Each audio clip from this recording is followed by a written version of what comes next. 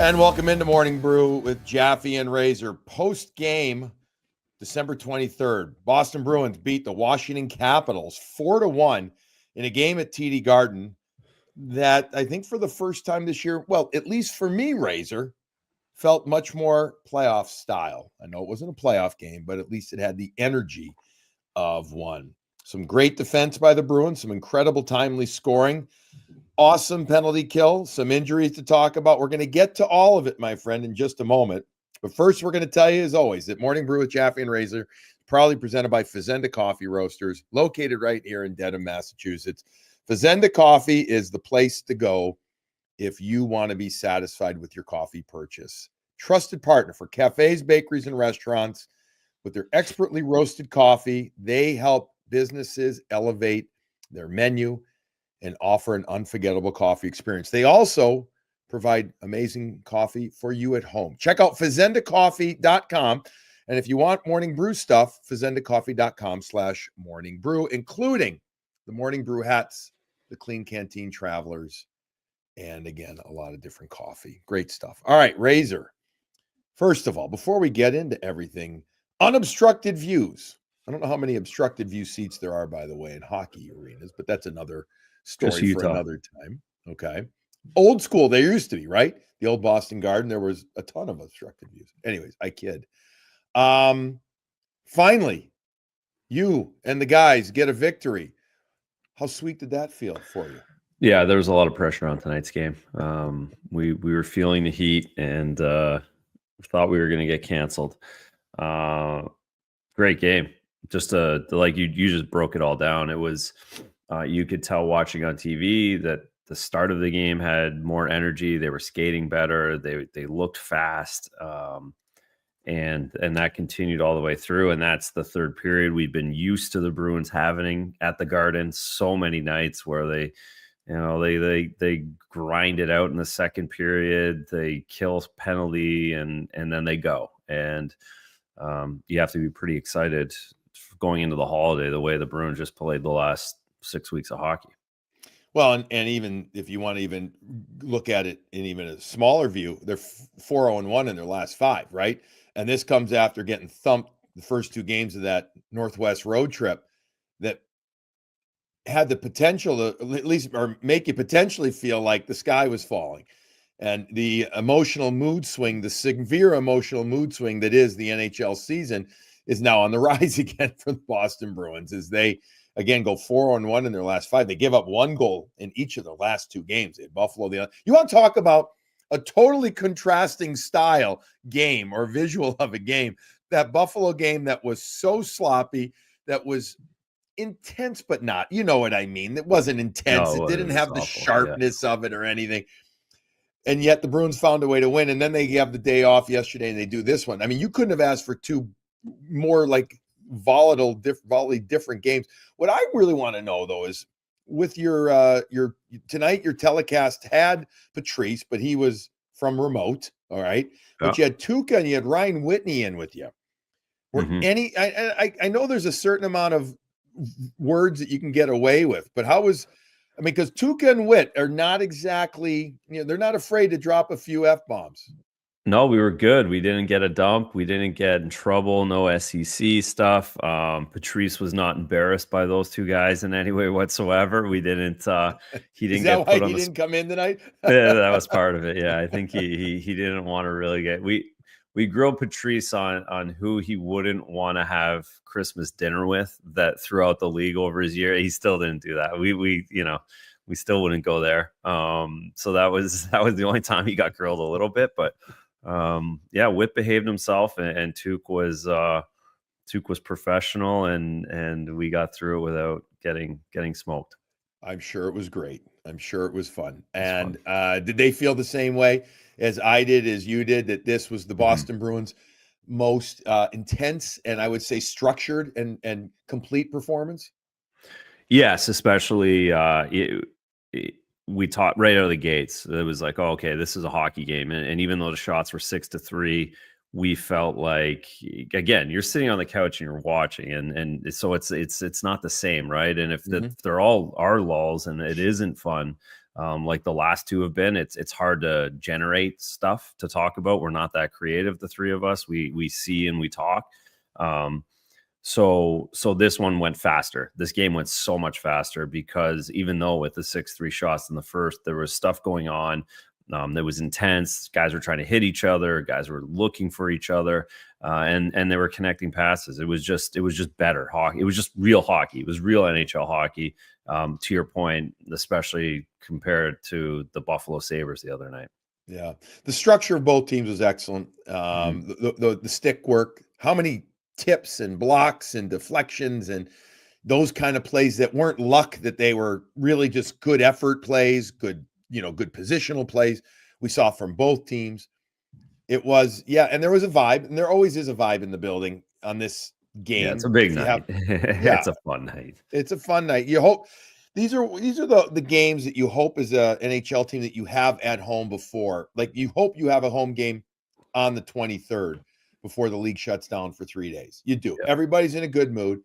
Half the people are dressed up. The other half are, probably enjoying beverages more and more. And you know what I mean? Like, everybody's having a good time. So it's the kind of game that brings out the best. And it's also for the Boston Bruins, let's face it, it's a game against now one of the best teams in the Eastern Conference I'm not going to get ahead of myself here, but the way things are going, I mean, who knows? You never know. It could be a matchup in the first round, given how wild card situations work and everything. You don't know. But regardless, it had the makings of a good matchup, and it sure lived up to the billing.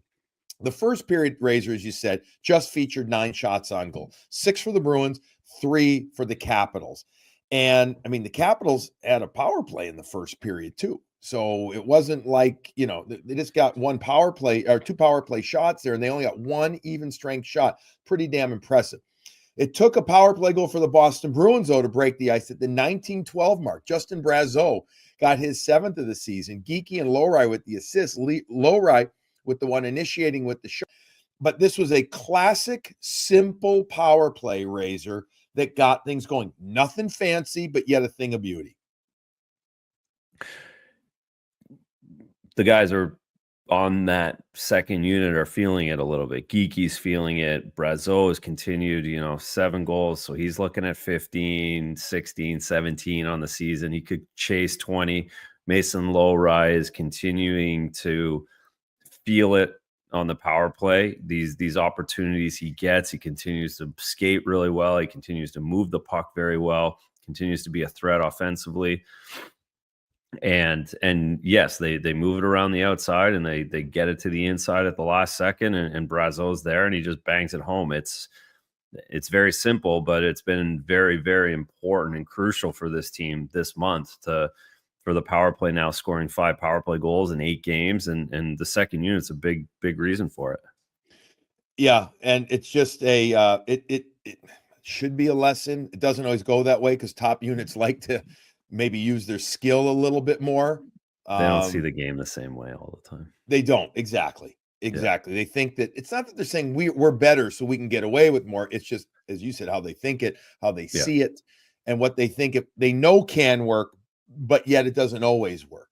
That's maybe a too simplified of an explanation. But anyway, Brazeau in front of the net hammers away at it, puts it by Charlie Lindgren to make it a 1-0 game. And again, that was in the last minute of the first period. So, you like going in after 1 and you're like, okay, good stuff. But then it's early in the second period.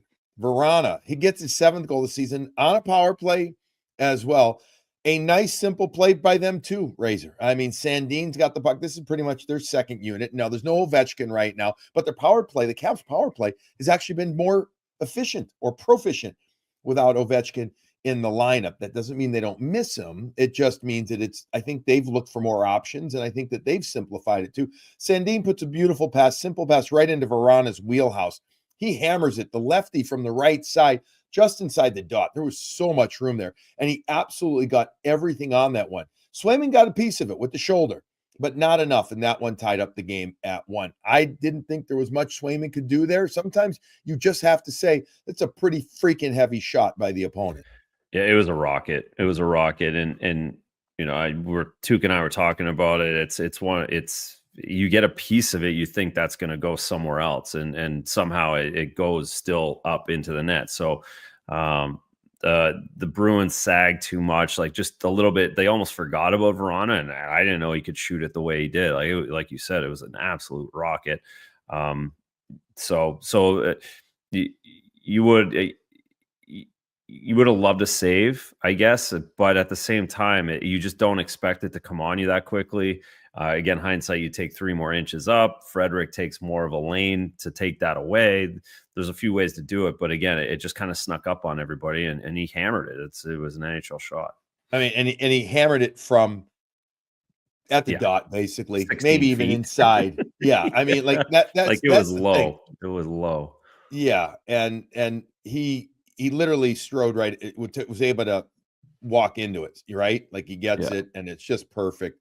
I don't know. I talked to Swayman after the game, Vernessen, not a one-on-one interview, but an interview, and he even said, he's like, yeah, I mean, I thought I was going to get it, but yeah, he even said it's a good shot. Perfect spot. Yeah. Right. All right. That's going to happen. So at the end of 2 periods, it's 1-1. Shots in the second, just 4 for the Washington Capitals, 7 for the Bruins. So after 2, it's 13-7. You've kept the Washington Capitals, one of the top offensive teams in the NHL, to just 7 shots on goal through 2 periods. And it wasn't like they were mailing it in or anything. They were bringing it. Now, also in the second period, and we'll get to it in a moment. I just want to go through the game recap quickly.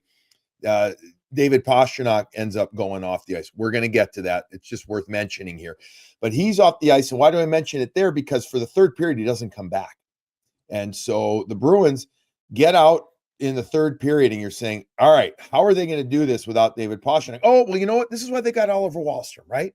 One of the reasons, to help out with that shot and the offense. You hope that he can generate some offense that he hasn't been able to so far this year with the Islanders. That's why he was waived. And say, okay, and here he is, Razor, on the ice to start the third period, and in the spot where he's going to get a chance, right? He's going to play a regular shift. He's going to get a ton of ice time, and he's going to get it with some different players. What happens a couple of seconds in? He takes a boarding major, 10 seconds into the period to be exact. He hits Martin Ferravari from behind. And while it might not have been vicious, it was in a dangerous spot, and he gets him from behind.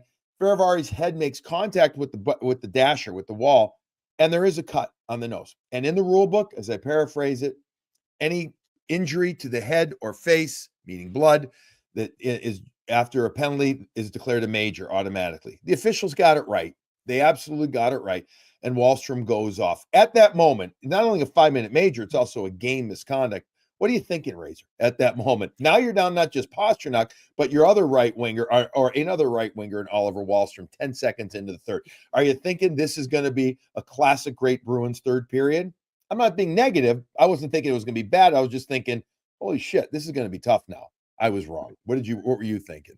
Yeah, I thought they were in one. We all thought it was a terrible call. I didn't think that it would ever be amazing. Like I didn't even think it was like Ferravari kind of pushed back and looked for a reverse hit and kind of toe picked more than was the analysis from the studio. Surprised, shocked it was a major. Thought it might just be a penalty, but when there's blood, when they derive from it's in the book from a major, from a penalty, blood to the head, it's an automatic major. And even the official even said that. At first, I agree with you. I didn't think it would be a major. I thought they'd bring it back, but then I saw the cut, and I'm like, yeah, it is. Like it or not, it is.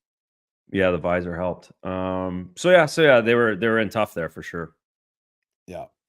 All right, but then they're in tough, but the way that they played looked anything. Well, they played tough, but it didn't sure look like they felt it at all. I mean, good third period, some chances up and down, but it gets 13:41 mark. It ends up being Elias Lindholm from Brad Marchand and Coyle. Coyle does a gorgeous job coming back on the back check, puts the puck out, and then they get going. And Marchand's pass over to Lindholm from the left to the right side.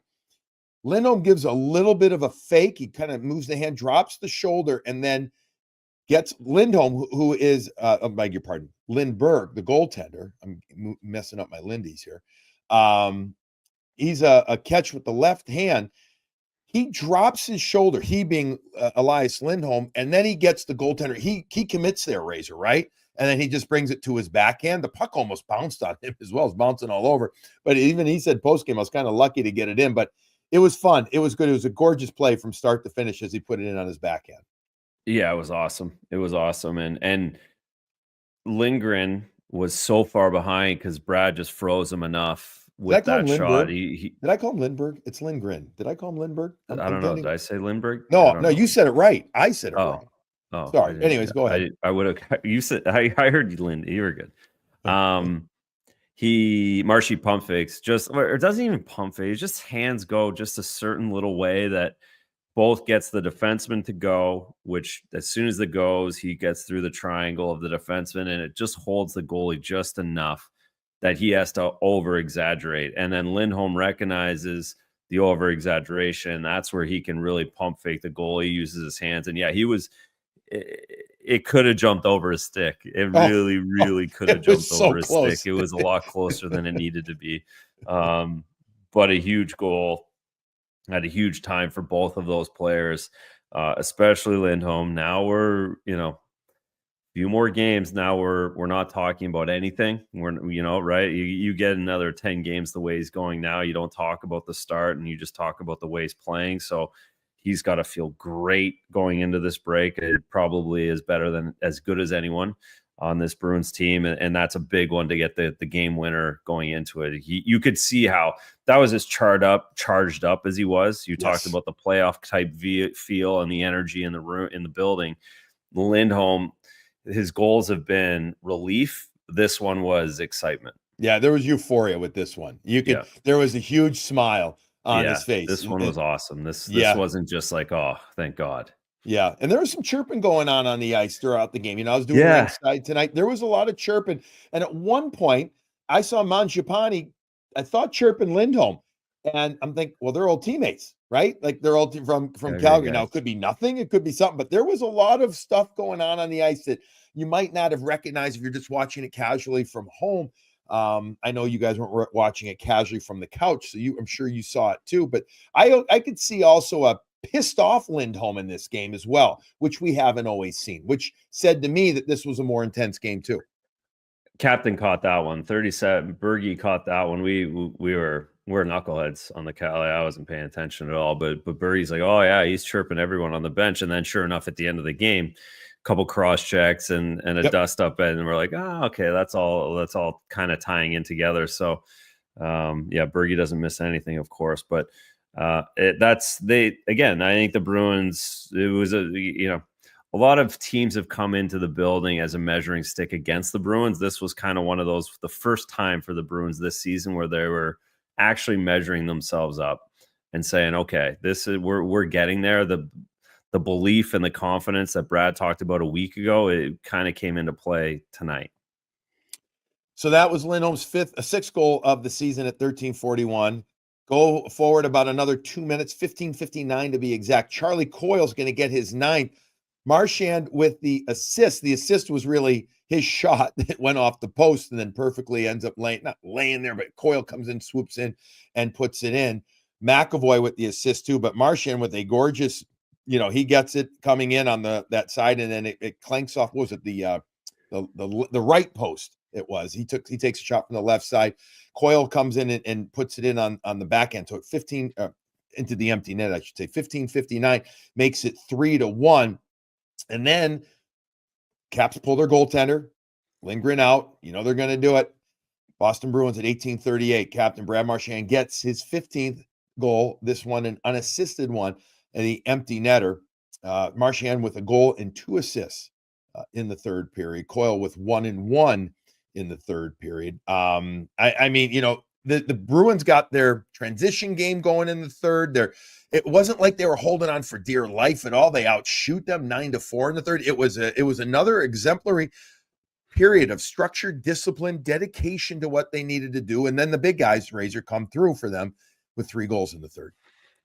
Really nice to see that line that contribute offensively. So much has been made about Coyle's still doing the right thing, 200-foot game, not getting goals, not shooting the puck as much, but doing the great things, 200. Lindholm, the same idea, and having that pay off with the two of them together. And great job by the coaching staff to recognize those three and try and get those three going. I think they haven't played together a lot this season, so the fact that they get linked up and they have a great week together, you have to give the coaches a lot of credit for that, to recognize that. And it worked. It worked, and they looked good, and they looked motivated.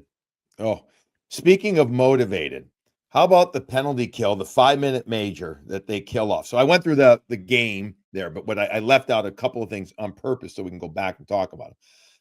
So you get the Wahlstrom major, and you're thinking, oh, shit. Like, you're going up against, again, one of the best teams and best power plays in the league. It's not off the charts good power play. It's good, though. It is. It's excellent. John Carlson's been scoring a lot. Chychrun's been scoring a lot on the power play. They have different looks, right? Okay. But the Bruins PK, that 5-on-4 for 5 minutes, gave up what? Was it one shot in the end? Right near the end, I think they got one shot on goal in that power play. Just tremendous. The rotation. I thought Joe Sacco in his post-gamer, nailed it as well. He said, kept the shifts short on the PK. The rotations were great.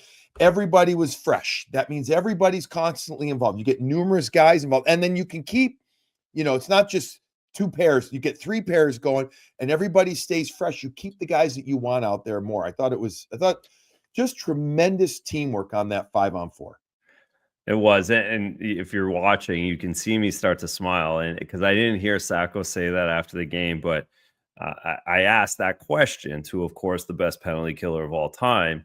I said, so what changes in a 5-minute power? Like, does your mentality change? What do you guys? He's like, you have to be shorter. You're just so much shorter. And then, so of course he's right again. The fucking guy, he's perfect, right? Like, it's just so that's it. And they were, and they were, they were shorter. They were crisper. Brad stretches. They did a great job interchanging on the changes. One guy stretches, he changes. They were energetic, and they kind of lulled Washington a little bit too, right? They allowed them to move it around, and you can do that. We talked a lot about the Bruins power play getting lulled sometimes, where they move it around a bunch on the outside, but there's nothing interior. They don't try and get it to the net.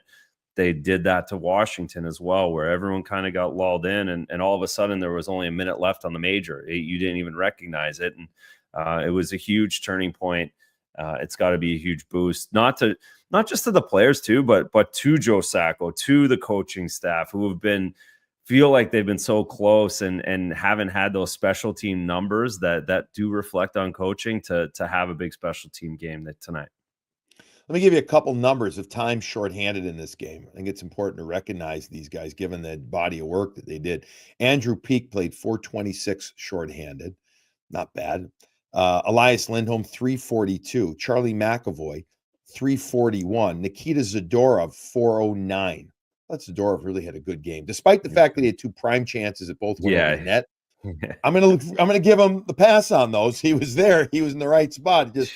He shot him over that. Lowry had 1, 2 in the first period that, missed the net, didn't make contact. But I thought Zadorov actually, I personally thought he played a very good game, Razor. And then, all right, a couple of other time on ice numbers. Carlo, 335. I think I told you, Elias Lindholm, 342. Pavel Zacha, 331. I mean, your main guys out there doing the main job. Brad, just 3 seconds under 3 minutes on the shorthanded situation. So they did a wonderful job. I mean, Brad played 21 minutes. Marchand played 21 minutes in this game. Obviously, with Pastrnak and Wahlstrom out, other guys are going to get more ice time. Brad usually gets his 18 to 20 minutes, but they were playing him, knowing that they've got 3 days off, looking at and watching him and looking how good, seeing how good he looks. His edge work is better. His power acceleration is better. He said yesterday, Razor, he's not going to feel 100%, until a full year after all these 3 surgeries he had in the offseason. But in my eyes, and I think your eyes and his eyes too, he's so much better than when the season began. And maybe he's not 100% better, but he sure looks like he's getting close to it. He is, and again, we jump on guys like you just do. It's the season, and you look at October and you need a good start, and but we knew he had 3 surgeries. You knew he was going to have a hard time. It just you can't flip this game on and off the way you'd like to think, as great as he is. And we're starting to see now that he's just the puck's settling better. He's feeling confident. It feels like he can get to a spot with his body, and he might be rope-a-dope in the 100% a little bit. I expect him to think that he's 100% for this Four Nations. This is a big deal for him. He hasn't played with these guys before, and I think Team Canada is a big deal for him, and I think it is in a couple of years as well. So I think he's ramping his game, and we're seeing the fruits of that right now. Yeah, it's been awesome to watch. You had a 10-game point streak. 10-game point streak for 36 years old. Not too bad. Remember, and everybody's worried that he wasn't going to score. Yeah, exactly. All right, let's take a moment to recognize our sponsors that help make this show possible. Graciano Construction is one of them. We are so proud to be associated with Graciano Construction. They serve Boston and the greater Metro West area, and even a little further than that if need be. They are the contractor who will help you refresh and revitalize your space. You got to call Doug Graciano or email him, gracianoconstruction.com, or call 508-330-7589. You want to talk to these guys because they will help you make a difference of what the project you want to do. No project's too big or too small. Give Doug Graciano and his crew an opportunity to show you what they can do, and they will help make home projects less stressful and even very enjoyable. That's right. gracianoconstruction.com or 508-330-7589. Now, if you already have a place that you're thrilled with, but now you're looking to either buy it, sell it, or lease a new place in Mass, Rhode Island, or New Hampshire, you got to go to RTN Realty. Go to them for all your real estate needs. Chris Gentile and his staff of 16 agents and support staff have you covered for whatever you're looking to do.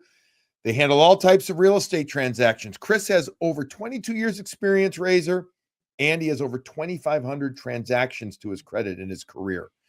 Reach out to Chris at cgentile@rtnrealty.com or call him directly at 617-835-0845, and you'll get a no-pressure consultation. Razor, believe it or not, we're at the end of December, so if you're starting to think about moving, right, at April, especially leasing, right? Get April, the house ready. Everything's get the house gotta ready. go It's now. not too, Gotta call go Chris. now. Reach out to him. Chris Gentile, cgentile@rtnrealty.com. All right, lastly, Apex, the most entertaining moment of the game. I'll let you pick this one. What were you most entertained with the guys doing your show back at Nesson? Lindholm's goal. Elias Lindholm's goal was fantastic. The Charlie Coyle goal was great. You see that develop as well, but the game winner was a big one. That was awesome. Both the Lindholm, we talked about the celebration, the passion, the excitement, the great pass from Marchand, and coming off of the kill. So that I think it was pretty easy tonight. That was a big one, and I'm sure the Garden was awesome. Oh, the Garden was thumping on that one, right? They were waiting, right? I would say the most inspirational moment, I know that's not part of the sponsorship, but was the 5-minute major kill. I mean, that was inspiring. That was, the place started the crescendo of the crowd built as they killed that one. That was great. But definitely the most entertaining was the play, the breakout, the work by Coyle, the back check, the strip of the puck, get it out to the neutral zone, the Marchand then pass over to Elias Lindholm. Absolutely. 100,000 square feet of pure fun. ApexEntertainment.com. What wasn't fun, Razor, trying to make a segue transition, was watching David Pastrnak have to leave the ice. What about the 8.5-minute mark? Is that right in the second period? He gets bumped in the neutral zone. It is not significant contact. And you can almost see him hesitate going into the bump, and then he kind of, I'm moving if you're watching here on the YouTube. If you're not, I don't know why I'm moving, because if you're listening on audio, kind of almost looks like he makes a motion to his right side. I don't know, hip, I don't know, back, regardless. You could tell something right there was up. And then he kind of skates off gingerly and talks to the trainer and goes off, tries to come back. I don't even know how long that shift was. I don't have the shift report in front of me. But then he left and he doesn't come back, as we already said, for the third period. Brad Marchand post-game joked about him. He was asked about, and I'm paraphrasing, how David Pastrnak looked afterwards. And he said, "Oh, he looked great. That was in the shower, though. He looked horrendous. Do you want me to go further?" And it's like, so he's laughing about it. I talked to Brad. I did the live post-game with him, or the post-game interview with him on Nesson. And I didn't ask him directly about David, how he was doing, but I just asked about dealing. Obviously a concern because it didn't look like anything. That doesn't mean it wasn't something that happened that we didn't pick up on. He could have taken a stride somewhere, hit a rut, and you know what I mean? You never know. He could have hit the boards funny somewhere. Did you guys pick up on anything, anything more than that I just described?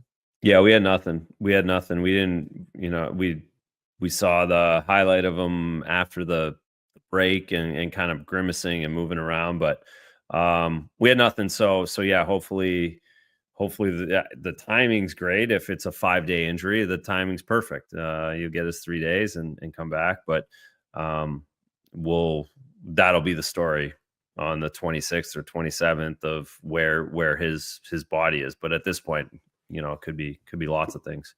Right. Talk to me about the third line.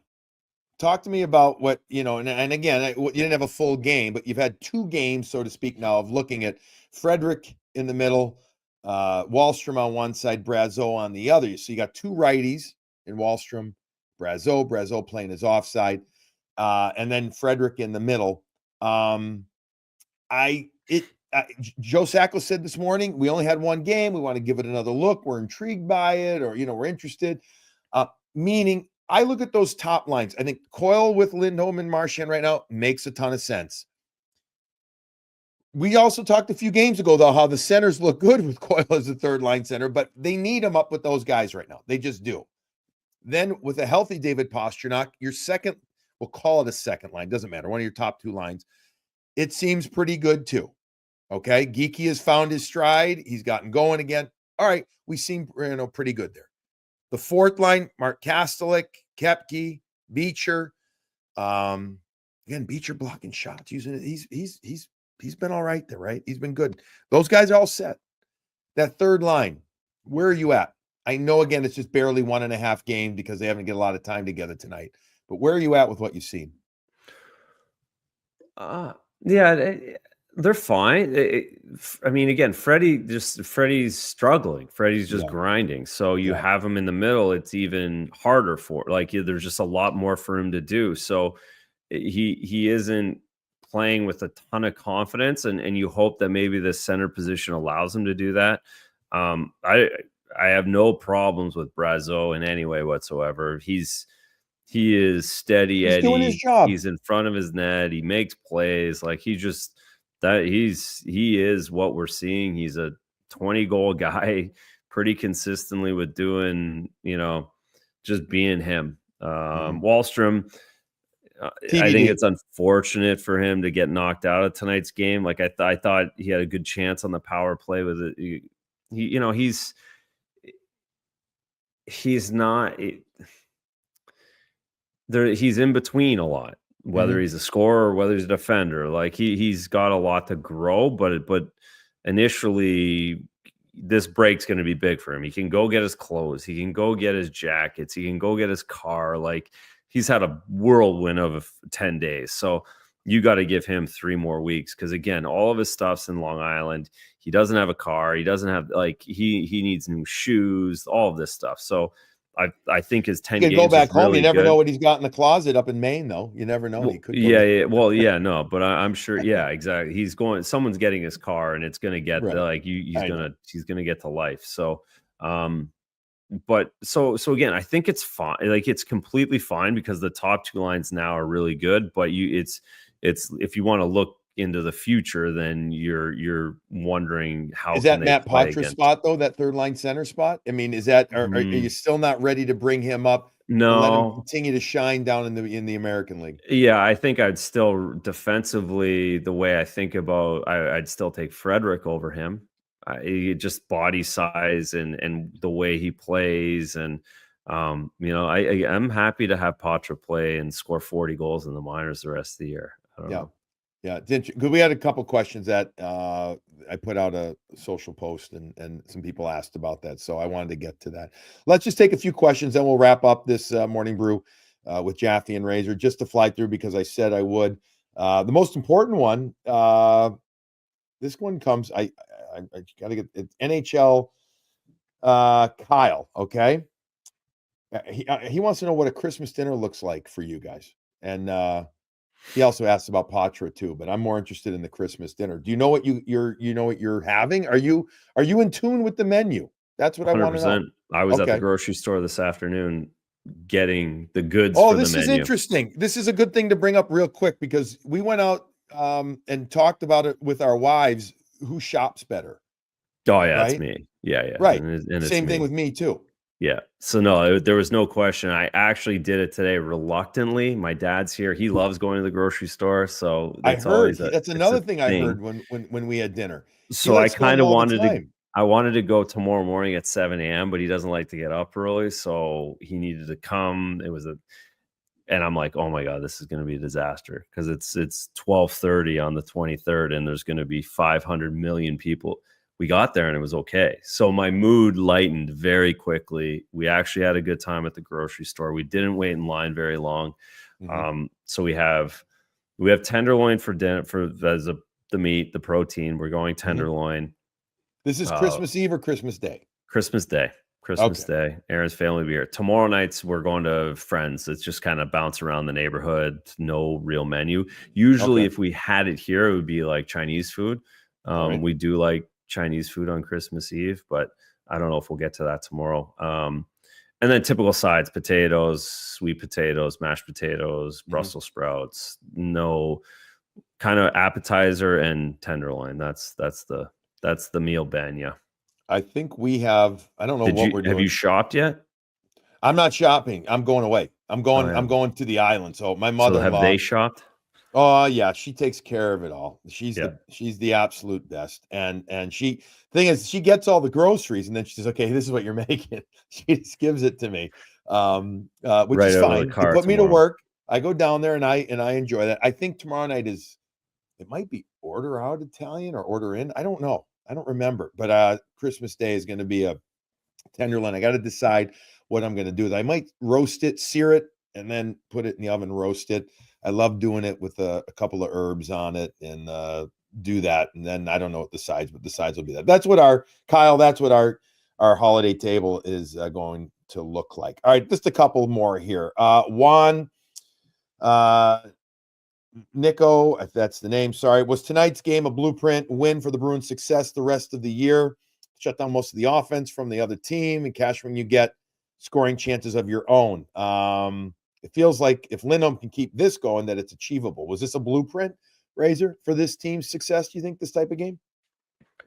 Yeah, I mean, again, I think since Sacco took over, I think that's the blueprint. I think they haven't made many mistakes. They haven't kicked them. They haven't. The regular season in the NHL is all about not beating yourself. It really is. The blueprint in the playoffs changes a little bit, I think, and that's a whole nother story. But I think we have gotten to the point where the Bruins have gotten back to not beating themselves. And I thought that we both think they were. I will speak for you because I know you think that they were doing that at the start of the year, and that was uncharacteristic. They've gotten back to characteristically not beating themselves and hanging in games. What is it? 11-4-1 now under Joe Sacco? Yeah, 11-4-1. That'll get you to the playoffs, and then we'll talk. Right. All right. Last one. Canadian Bruins fan. This is from Ben. Great to see continued small improvements in the overall game from the back end to the forwards. Still need a little more scoring. Do you think Korpisalo will ultimately be used as a trade chip if the Bees search for scoring help, or do you think Sway and Corpy will be the tandem for the rest of the year? I had a nice chat with Jonas this afternoon after morning skate. He's so mellow. He's so simple, matter of fact, but yet personable about it. It's warm. He's got a warmness about him that is wonderful. Very happy to be here. I can tell you, loves Boston. I asked him about, your first Christmas, your holiday here, and it kind of feels like Europe, because no. This is by far the most European. It feels it's awesome like that. He has family in too, so he's thrilled for that. Mother-in-law, father-in-law in now. He's very happy about that. So Jonas Korpisalo has really showed himself beautifully on the ice and is having a good time off the ice. Your thoughts?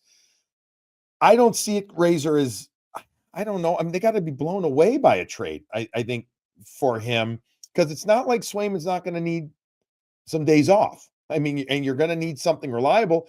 And I don't think they have that right now in the American League, in a reliable backup.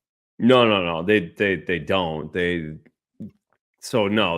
your point, they'd have to be blown away. It would have to, of course, he's not untradeable, but right. It would have to be the perfect trade, the perfect setup, and you'd have to be able to be getting a veteran guy back in return. Someone would have to blow your socks off. So no, March is going to be too important to this team. April is going to be too important. They're not running away with it.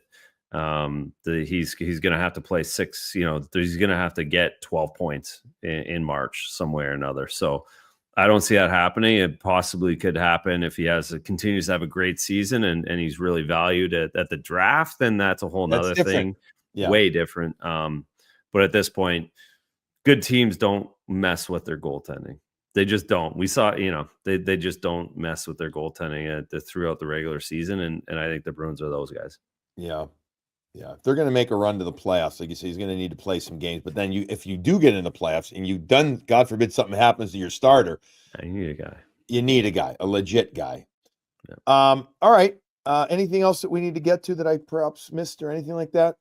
No, it was a good one. Nothing. Good 3 weeks. All right. Good. Listen, they come back from that road trip that was tough. They did not have a pretty game against Buffalo. I didn't even want to talk about that game. We didn't, therefore, but they found a way to win, and that's all you really can do in that game. Yeah. Find a way to win, and they did. They took yesterday off. They had the family skate, a highly optional skate before it. Nobody really went out, but they then took that day off, get some rest, and then you could just tell heading into this Washington game, they had a focused, concerted effort that they weren't going to take this game lightly. Good for them. They skate to a victory. They're now 4-1 in their last 8 games. Last 5 games. It looks good. It does. It looks a heck of a lot better, and therefore it should feel good, and it does. So the Boston Bruins win, and they head into the 3-day break. They will come back and play back-to-back games against the same team, the Columbus Blue Jackets. The 27th is on the road, the 28th at home. What are we doing? We're doing a show on the 27th, right? Is that what we decided? Yeah, 27th. I got to cook back to Canada on the 28th. So right. Okay. So the 27th, we'll do another morning brew with Jaffe and Razor. In the meantime, we're going to take a couple of days off, enjoy time with our families. Ryan, RC, thank you for everything. A wonderful, huge thanks, RC. Merry Christmas to you, to RC to you and your family. Thank you for everything, bud. Everybody's celebrating Christmas, Hanukkah. Hanukkah's the same time as Christmas. Enjoy it. Enjoy time with family, with friends, and take a little time for yourself too. God knows I need to do that and relax a little bit. In the meantime, also, you know what? Have yourself an extra cup of coffee, because the Bruins won again, and they're looking pretty good. Enjoy it, guys. Merry Christmas. Happy Hanukkah. We'll talk to you the 27th.